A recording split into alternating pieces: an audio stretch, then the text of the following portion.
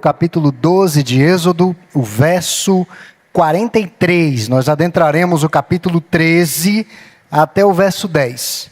Assim diz a palavra do Senhor. Disse mais o Senhor a Moisés e a Arão: esta é a ordenança da Páscoa. Nenhum estrangeiro comerá dela, porém todo escravo comprado por dinheiro, depois de o teres circuncidado, comerá dela. O estrangeiro e o assalariado não comerão dela. O cordeiro há de ser comido numa só casa. Da sua carne não levareis fora da casa, nem lhe quebrareis o osso nenhum. Toda a congregação de Israel o fará. Porém, se algum estrangeiro se hospedar contigo e quiser celebrar a Páscoa do Senhor, seja-lhe circuncidado todo macho, e então se chegará e a observará, e será como natural da terra. Mas nenhum incircunciso comerá dela. A mesma lei haja para o natural e para o forasteiro que peregrinar entre vós. Assim fizeram todos os filhos de Israel, como o Senhor ordenara a Moisés e a Arão, assim fizeram. Naquele mesmo dia, tirou o Senhor os filhos de Israel do Egito, segundo as suas turmas. Disse o Senhor a Moisés: consagra-me todo primogênito, todo que abre a madre de sua mãe entre os filhos de Israel, tanto de homens como de animais, é meu. Disse Moisés ao povo: lembrai-vos deste mesmo dia em que saístes do Egito, da casa da servidão, pois com mão forte o Senhor vos tirou de lá. Portanto, não comereis pão levedado. Hoje, mês de Abibe, estais saindo, quando o Senhor te houver introduzido na terra dos cananeus, e dos heteus, e dos amorreus, e dos heveus, e dos jebuseus, a qual jurou a teus pais te dar, terra que mana leite e mel. Guardarás este rito neste mês, o mês de Abibe. 7 dias comerás pães asmos, e ao 7º dia haverá solenidade ao Senhor. 7 dias se comerão pães asmos, e o levedado não se encontrará contigo, nem ainda fermento será encontrado em todo o território.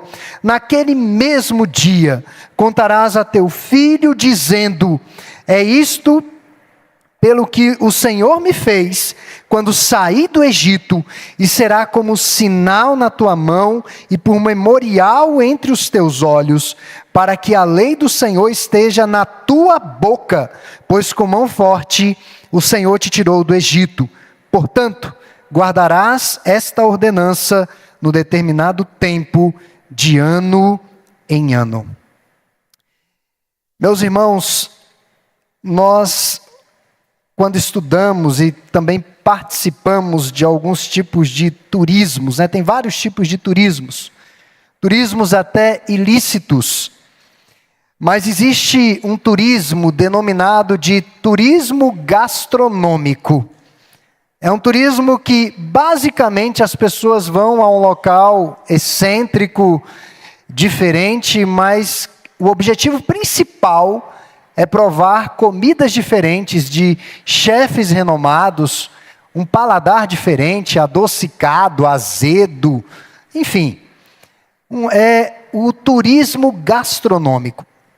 Mas para além do turismo gastronômico, a alimentação coletiva é algo muito importante, especialmente a alimentação coletiva de uma família, a refeição. O sentar-se à mesa tem a sua importância, o seu significado para reforçar laços, e há algo em comum ali. Geralmente, quando nos assentamos à mesa para banquetear com aqueles que nós amamos, nós comemos os alimentos ou os pratos prediletos, e talvez até os pratos proibidos no dia normal, ou da dieta, ou da educação alimentar. Ali há alguns excessos às vezes. Mas é um momento para você celebrar, para você banquetear, para você compartilhar. é mais do que uma mera refeição, é mais do que comer, é mais do que fartar-se fisicamente, mas envolve um conjunto, a sua vida em toda a sua inteireza. E nós estamos diante de um texto que nos fala a respeito do estabelecimento de uma refeição, que não era apenas uma refeição. Sua simbologia extrapolava em muito o assentar-se à mesa para comer. Trata-se da Páscoa, um banquete de memorial, de lembrança. Muitos judeus até hoje denominam a Páscoa como o festival da liberdade. Um lembrete de como Deus os tirara do Egito com forte mão. Como Deus agiu de uma maneira tão graciosa, tão prodigiosa, com sinais, maravilhas, evidentes a todos os que viveram naquele tempo. E era um feito que deveria ser lembrado por gerações. Nós encerramos aqui a leitura do texto que nós vamos tratar hoje, que são 2 passagens na verdade, dizendo que guardarás esta ordenança no tempo determinado de ano em ano. Deve ser celebrada a Páscoa do Senhor. A Páscoa era, portanto, rememorar grande obra de salvação. E aqui nós já temos uma lição importante num texto que parece que não tem muita coisa, mas ele está repleto de significados, repleto de mensagens poderosas para a cristandade de todos os tempos. Nós temos uma lição importante que é lembrar dos ditos e dos feitos do Senhor. E lembrar não apenas com lamento, mas com um sentimento de celebração, de banquetear o que Deus já fez no passado. E era assim que eles se reuniam, o povo da aliança, para lembrar do que o Senhor fez. O povo de Deus comia das ervas amargas para lembrarem da amargura do cativeiro. Como foi difícil, 430 anos de escravidão, dura servidão. Sacrificavam um cordeiro para lembrar que Deus havia providenciado um sacrifício perfeito como substituto por seus pecados. Porque eles eram o povo da aliança e Deus iria libertá-los do Egito, e Deus de fato os libertou do Egito. E por algum momento eles poderiam ser tentados a pensarem que eram melhores do que as outras pessoas, porque Deus os amava com amor eterno, porque Deus os atraía, porque Deus iria salvá-los. Então há algo especial na gente. E o sacrifício do cordeiro evidencia que não havia nada de especial neles. Porque se não fosse o sangue do cordeiro na porta, ou nos vergões da porta, ou no portal das casas, o destruidor teria entrado e ceifado a vida dos primogênitos hebreus também. O que distinguia os hebreus dos egípcios, dos pagãos, daqueles que não acreditavam no Senhor? Um substituto. Alguém morreu no lugar deles. E após a salvação do Senhor, nos próximos 7 dias, após a celebração da Páscoa com o Cordeiro, seriam 7 dias comendo o pão sem fermento. E muitos não entendem. Pastor, por que o pão sem fermento? Eu não vou dizer como o fermento era fabricado, tá, irmãos? Porque não é interessante. Mas o fermento, já naquele tempo, representava uma vida que estava ali sofrendo interferências externas que não eram de Deus para o seu crescimento. O pão sem fermento representava a santidade e uma ruptura decisiva com a vida antiga de pecados. E os irmãos poderiam pensar, puxa, mas o povo ficou 430 anos sob escravidão, forte servidão. Esse povo precisava santificar-se? Com certeza.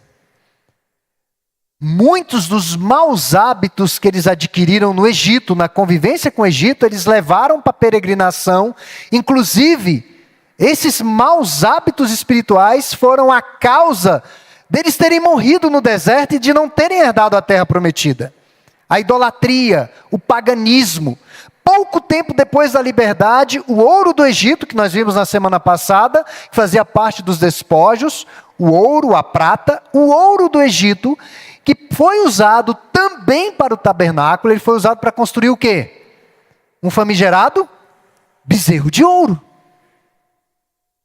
Um bezerro de ouro. E eles passaram a adorar aquela imagem na ausência de Moisés. Eles precisavam de algo para ver, para crer. E o nosso Deus é o Deus invisível. O cristão não vive pelo que vê. Ele vive pela sua fé em Deus. Então, o pão sem fermento simbolizava a ruptura decisiva com esse passado de pecados. A Páscoa, indiscutivelmente, foi um tipo de Cristo, e nas Escrituras, um tipo pode ser tanto uma pessoa como uma prática no Antigo Testamento que vai estabelecer um padrão para a salvação. E veja que é esse o padrão. Quando é estabelecida a lei cerimonial, para o povo ser perdoado tinha que ter um sacrifício para expiar o pecado do povo. Daí que vem a expressão bode expiatório, mas na verdade era um cordeiro expiatório. Ele deveria pagar pelo pecado do povo. E o rito era simples. Tinha todas as ordenanças, mas no meio do rito, o sacerdote colocava a sua mão sobre aquele animal, como que transferindo seus pecados a ele, e aquele animal era sacrificado, ele era morto. O sangue dele era espalhado no altar, e ali a ira de Deus era parcialmente pacificada. Era o tipo de sacrifício. Então a Páscoa estabelece esse padrão que vai atingir o seu ápice quando João Batista vê ao Senhor e diz: olha, eis o Cordeiro de Deus que tira o pecado do mundo. Há uma explicação exaustiva e repetitiva como a festa da Páscoa deveria ser celebrada. A Páscoa era uma refeição que deveria ser compartilhada, que deveria ser consumida e que deveria ser explicada. E é isso que nós vamos tratar em 3 tópicos. A primeira parte é compartilhando a Páscoa. Tratava-se de uma refeição compartilhada pelo povo da aliança. E essa palavra compartilhamento hoje ganhou um forte significado. Você vê algo nas redes sociais e você quer compartilhar. Ou diretamente com alguém, ou com todo mundo que você conhece. A Páscoa era algo para ser compartilhado pelo povo da aliança. Moisés disse que toda a congregação de Israel fará isso. Em 12:3 ele diz: falai a toda a congregação. Em 12:6 ele diz: todo o ajuntamento da congregação. Toda a comunidade deveria reunir-se para adorar. Era mandato do Senhor, era mandamento do Senhor. Deveria se reunir para lembrar. Do contrário, quem não participasse da Páscoa seria excluído de Israel. Essa era a pena. Os irmãos estão vendo a seriedade da ceia do Senhor, porque a Páscoa ela vai atingir o seu cumprimento na ceia. Os irmãos estão entendendo porque todas as vezes que nós damos as instruções da participação na mesa do Senhor, nós falamos que é inadmissível, inconcebível, um absurdo, um crente recusar os elementos? Era mandato do Senhor. Alguns judeus, em momentos da história, que foram vítimas da diáspora, que tiveram de ir mundo afora, eles não iam a Jerusalém com muita frequência, mas eles iam pelo menos na Páscoa. Porque eles entendiam que era um mandamento do Senhor. E era necessário celebrarem a Páscoa juntos. Porque a salvação chegou a toda a nação, chegou a todos eles. A Páscoa não era uma refeição particular. Daí o problema da igreja de Corinto. Porque havia um tipo de celebração da mesa do Senhor, que era para os abastados, os ricos. E a história nos conta que nessa celebração, esses ricos exageravam, muitos saíam embriagados. das reuniões, porque era o fruto da videira, o vinho era vinho mesmo, tá? Não era suco de uva, era vinho de verdade. Então, ali na igreja de Corinto, alguns exageravam no vinho e saíam bêbados do templo, dando vexame. E o apóstolo Paulo vem e normatiza a coisa, diz: não, a ceia não é de um grupo da igreja, não é de uma família, não é de um grupo seleto, não é algo privado, mas é da comunidade, deve ser celebrada para a igreja. Por isso, irmãos, que em casamentos, quando os noivos vêm, olha, serve a ceia para a gente depois do casamento. Eu sempre digo, meus irmãos, eu fazendo a cerimônia vai ser impossível fazer isso. Porque casamento não é culto. Casamento não é reunião dos crentes. Casamento é uma cerimônia, tem uma natureza diferente. Se você quiser que eu sirva a ceia, vai ser como é servido na igreja. Nós vamos ter que fazer um culto, vai ter que ter oração, vai ter que ter cântico, elementos de culto, mensagem e servir a ceia do Senhor. Eu não posso servir a ceia do Senhor isoladamente. E outra coisa, vocês não vão receber um cálice para tirar foto. Vocês vão receber aquele cálice pequenininho, que todo mundo recebe. Aí geralmente os noivos desistem, porque eles querem o casamento, eles entendem. Então notem, irmãos, que era necessário celebrarem a Páscoa do Senhor juntos. A salvação era o que havia de comum entre eles. Então eles precisavam, era uma necessidade do povo da aliança, se reunir para celebrar numa festa que louvava a Deus pela graça que todos eles haviam recebido. E não é o que acontece hoje. O que há de comum entre nós não é a afinidade. Talvez tenha pessoas aqui que você não tem afinidade nenhuma, zero afinidade. Mas o que há de comum entre nós é a salvação que nos alcançou. O que há de comum entre nós na mesa do Senhor é a salvação. É uma mesa que se assenta rico, pobre, negro, branco, homem, mulher, não importa. Pastores, presbíteros, membros, não importa. É o que há de comum, alcançou a todos. E aí eu quero chamar a atenção aqui dos irmãos, vamos a um texto lá em Tito, lá na frente, mas deixa Êxodo 12 aí, tá? Lá em Tito, capítulo 3, dos versos 4 até o verso 7, Tito 3, dos versos 4 ao 7, nos diz assim: quando, porém, se manifestou a benignidade de Deus, aí começa o plural, nosso Salvador, e o seu amor para com todos, não por obras de justiça praticadas por nós, mas segundo a sua misericórdia, ele nos salvou, mediante o lavar regenerador e renovador do Espírito Santo, que ele derramou sobre nós, ricamente, por meio de Jesus Cristo, nosso Salvador, a fim de que, justificados por graça, nos tornemos seus herdeiros, segundo a esperança da vida eterna. Meus irmãos, Paulo a Tito explica as grandes doutrinas da salvação no plural. É no plural. É para a igreja. Regeneração, justificação, santificação e glorificação. Juntos, nós compartilhamos cada aspecto da salvação. Todos nós.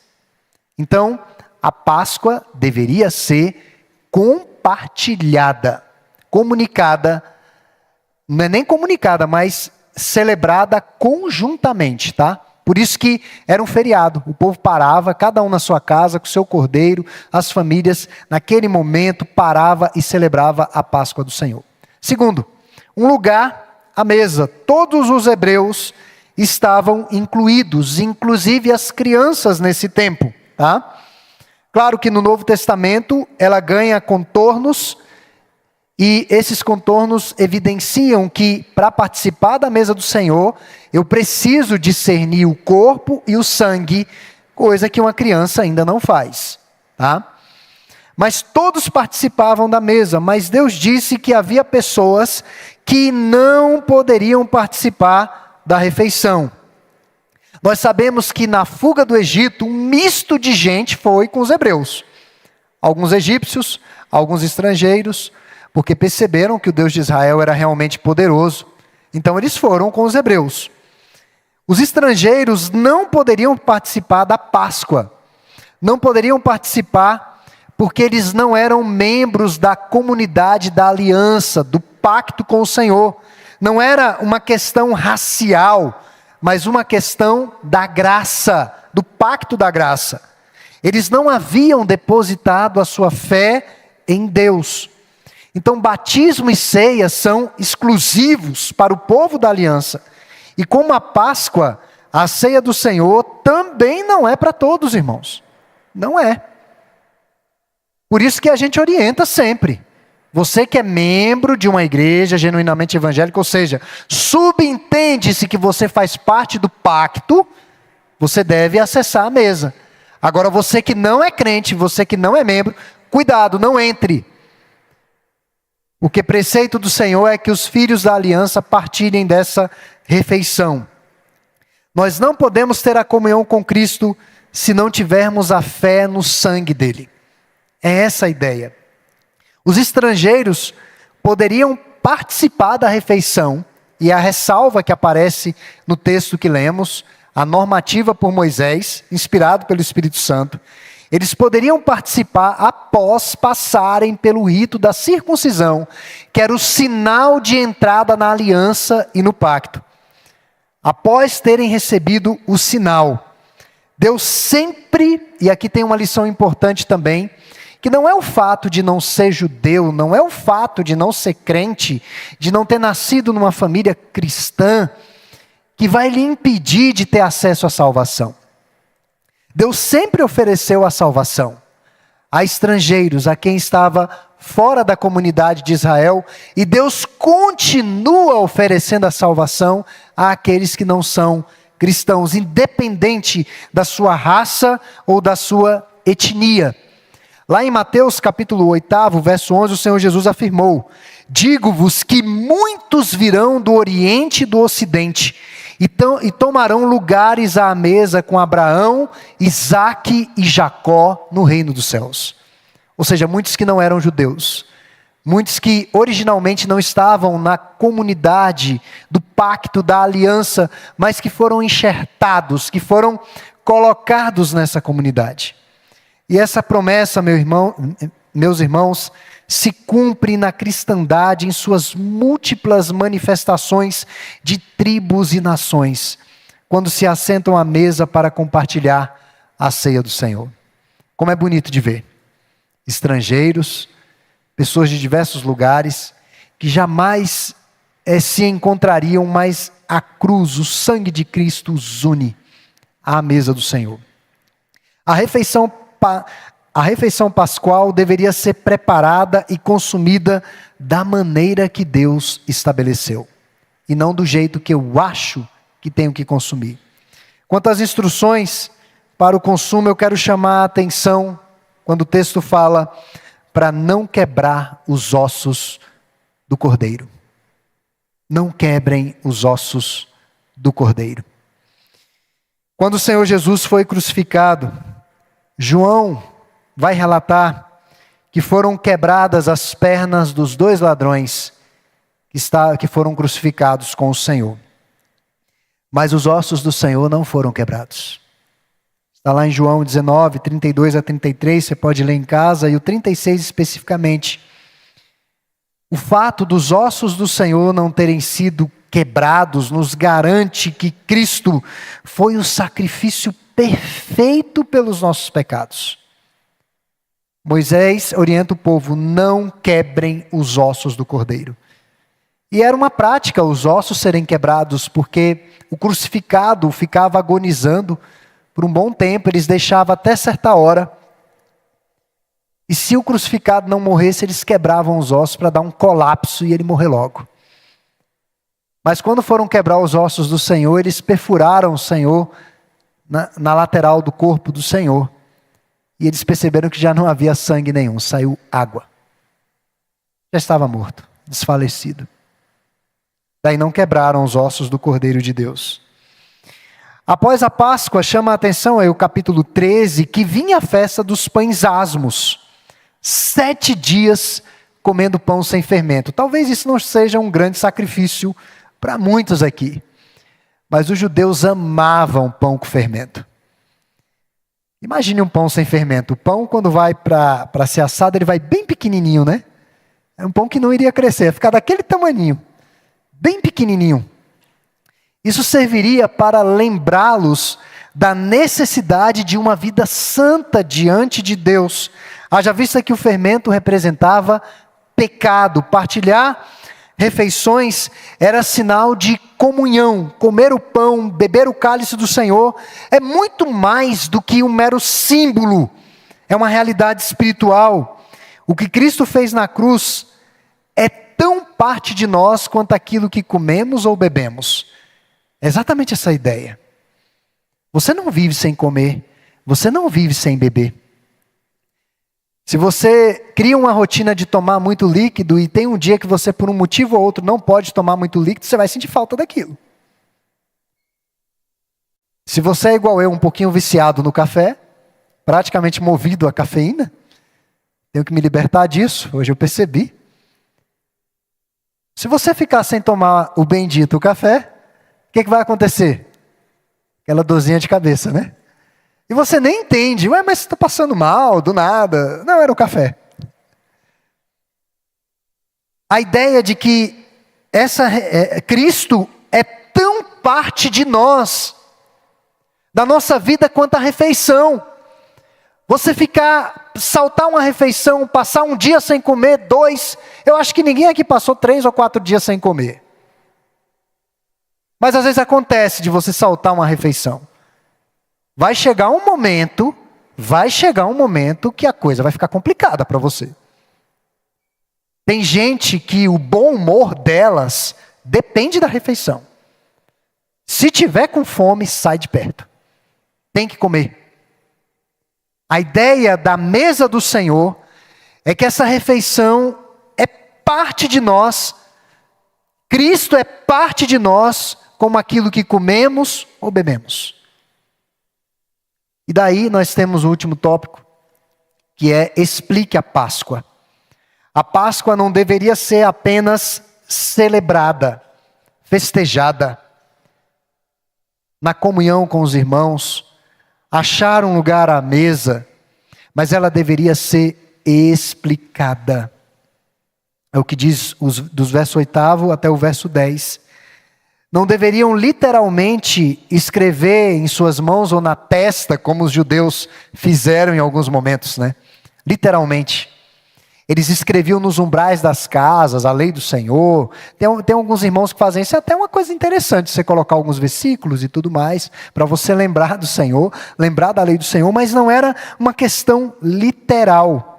Mas é a ideia de que a celebração da Páscoa mantinha a mensagem da salvação diante dos olhos do povo da aliança. Eles não perdiam de vista isso, a salvação. Meus irmãos, o momento que nós devemos ansiar para participar é a ceia do Senhor. É a ceia do Senhor. Porque mantém vivo diante dos nossos olhos a esperança da nossa redenção, da nossa salvação. Deveria ser explicada.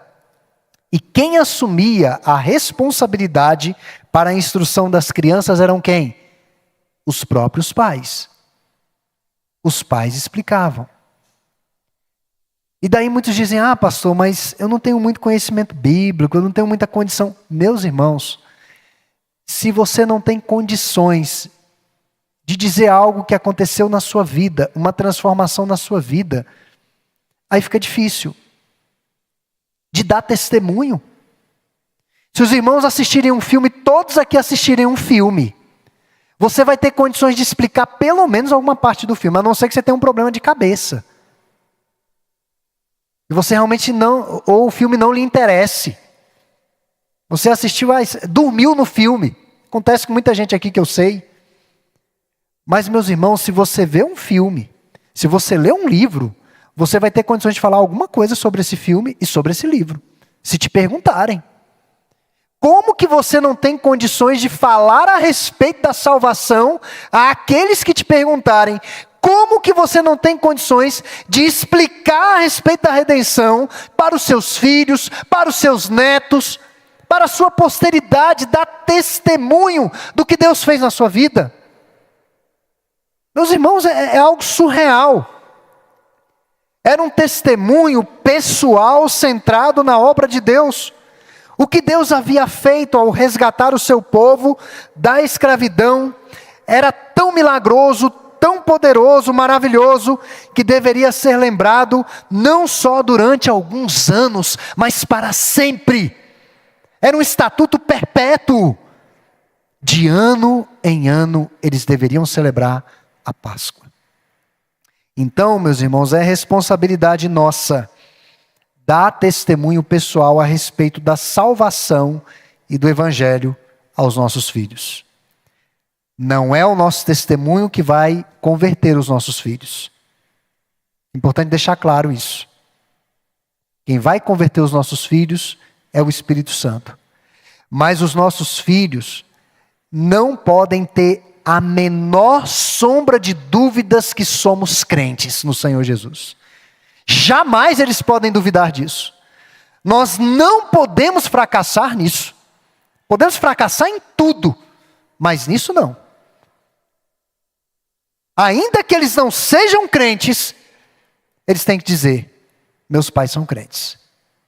Eu já contei para os irmãos de um inglês que muitas vezes andava longa distância para ouvir Charles Spurgeon na igreja metropolitana na Inglaterra no final do século XIX. Charles Spurgeon, príncipe dos pregadores. E esse inglês ia ouvir Charles Spurgeon. Mas o interessante é que esse inglês não era crente. E não acreditava em nada do que Charles Spurgeon pregava. Absolutamente nada. E ele, certo dia de caminho para a igreja, alguém perguntou para ele: mas por que você está indo na igreja? Você não é crente, você não acredita em nada do que aquele pastor prega. Ele diz: olha, eu não acredito, mas ele acredita. Charles Spurgeon acredita. E ele andava longas distâncias para ouvir alguém que acreditava no Evangelho. Os nossos filhos não podem duvidar por nenhum momento que somos crentes, irmãos. Por nenhum momento. Eu quero concluir. Já fizemos diversas aplicações aqui, mas tem duas que eu quero deixar aqui. Os irmãos depois organizem aí, por favor. A primeira aplicação: retire o antigo fermento. Definitivamente, irmãos, uma das lições mais evidentes é no que acontece depois da festa da Páscoa. Os pães asmos. O que acontece depois da ceia? A nossa vida continua do mesmo jeito? Então não teve efeito. A ideia de 7 dias comendo um pão sem fermento é a ideia de que a nossa rotina de pecado foi abalada. A nossa rotina foi abalada por essa refeição com o Senhor. Alguma coisa mudou nessa refeição. Alguns crentes, os que não participam, e às vezes estão numa situação de risco e de pecado, eles dizem: não vou participar porque eu estou em pecado. A pessoa já está dizendo: não faz diferença, eu vou continuar aqui, no pecado. Eu vou continuar consumindo o velho fermento. Uma das lições evidentes: retire o antigo fermento.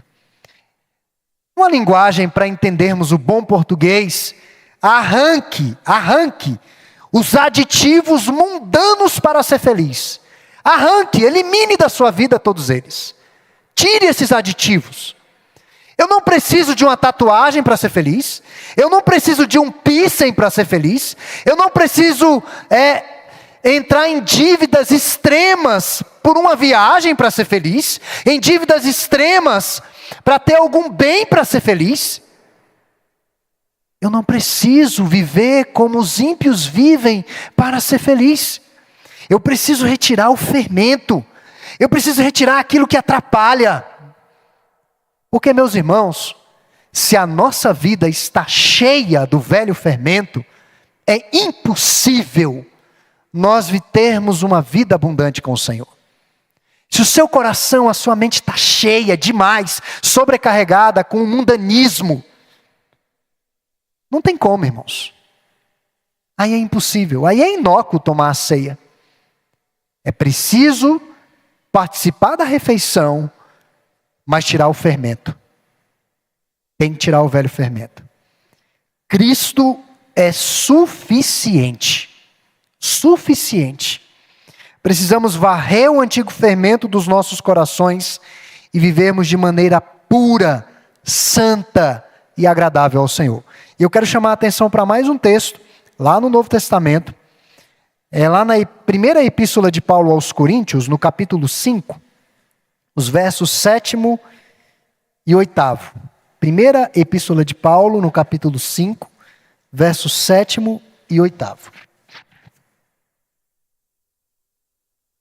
Paulo diz assim: lançai fora o velho fermento, para que sejais nova massa, como sois de fato sem fermento. Pois também Cristo, nosso Cordeiro Pascual, ou Pascal, foi imolado. Por isso, celebramos a festa não com o velho fermento, nem com o fermento da maldade e da malícia, e sim com os asmos da sinceridade e da verdade. Os irmãos percebem a gravidade disso aqui? A festa nasce como uma refeição, algo que todo mundo gosta, comer, né? Todo mundo aqui gosta de comer. Isso é comum. Começa com a refeição e, por sinal, uma excelente refeição. Porque era um cordeiro que deveria ser preparado para a família e a família deveria comer ele todo. Olha só que bênção. Todo o cordeiro. Era uma excelente refeição. Fruto da videira, cordeiro, frutas amargas. Excelente, maravilhoso. Mas não acabava ali. E Paulo tem esse discernimento no Novo Testamento. Com os asmos sem fermento da sinceridade e da verdade, não da malícia, não da maldade, não do pecado. Então, meus irmãos, lance efetivamente fora todo o fermento. Tire os aditivos. Tire os aditivos. Segunda lição. Esteja unido e operoso na comunidade dos redimidos. Veja que não era uma festa privativa, particular, mas era a festa do povo do pacto e da aliança. E essa adoração conjunta, esse ajuntamento, faz parte do plano redentor de Deus. Nós precisamos compreender isso com mais firmeza.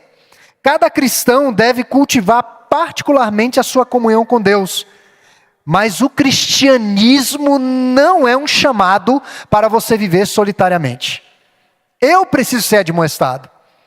Você precisa ser admoestado. Eu preciso ser encorajado. Você precisa ser encorajado. E não tem como eu fazer isso sozinho. Levantar de manhã, olhar no espelho e dizer, vai lá, vai que você dá conta. Creia em Deus. Não. Nós precisamos um do outro, nós precisamos da igreja do Senhor. Por mais que seja difícil a convivência às vezes, mas nós precisamos. Nós precisamos da mutualidade intencional.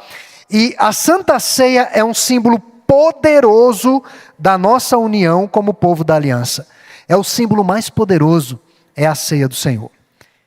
E eu faço uma forte crítica a igrejas que, mesmo na pandemia, e alguns crentes aqui confessaram esse pecado para mim, mas foi um tempo de desespero, um tempo que muitos estavam perdidos, mas na pandemia nós tivemos ali o Net Ceia, a ceia transmitida pela TV, né? Então a pessoa tinha os elementos em casa, e aí o pastor ia celebrando e ela em casa ia participando. Mas irmãos, isso aí está totalmente fora. Não tem condição. A ceia tem que ser celebrada pelo povo conjuntamente. A IPB tem as suas excepcionalidades, há pessoas que estão doentes, enfermas, que estão impossibilitadas de unir-se ao povo do pacto diante da mesa. Há essas excepcionalidades. Mas se você tem condições, deve participar.